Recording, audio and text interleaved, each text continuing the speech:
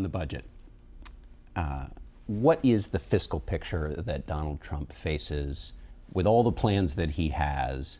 Put that in context for us in terms of the budget picture. I remember a long time ago when I was chairman of the Budget Committee, sitting down with the newly elected President Bush, who had said, "Read my lips, no new taxes." And I remember telling him, "Mr. President, I know you made that pledge, but if you're going to be able to have the resources you need, I don't care what your priorities are. If you're going to be able to have the resources, you have got to deal with the growing deficit and the growing debt in this country."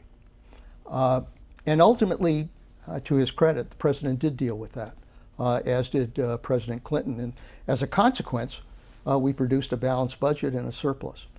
This president is entering office with a huge national debt, $20 trillion. And it's on a path to go up, not to come down, but to go up. We're looking at trillion-dollar deficits. We're looking at that national debt doubling in a period of 10 years.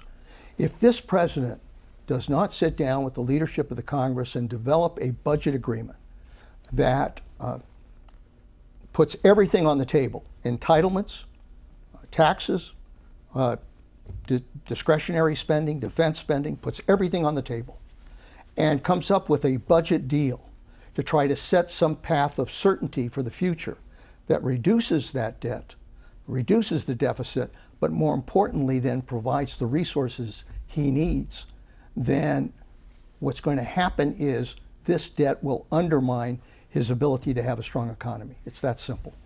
You know politics so well.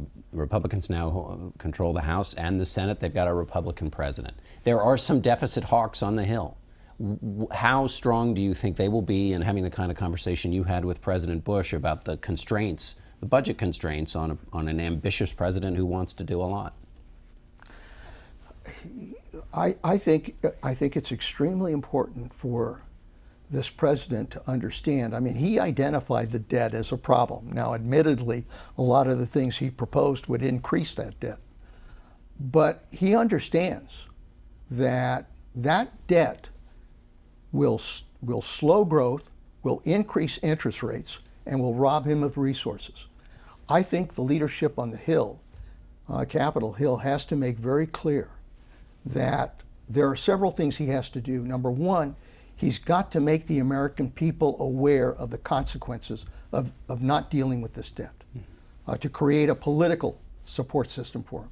He's got to, in his first budget, lay out goals that he wants to achieve that make clear that he is going to gradually reduce that deficit. And then thirdly, frankly, he's got to engage on a bipartisan basis with Democrats and Republicans and come up with a budget agreement. That would set a future for this country fiscally that I think would guarantee that our economy could be strong in the future.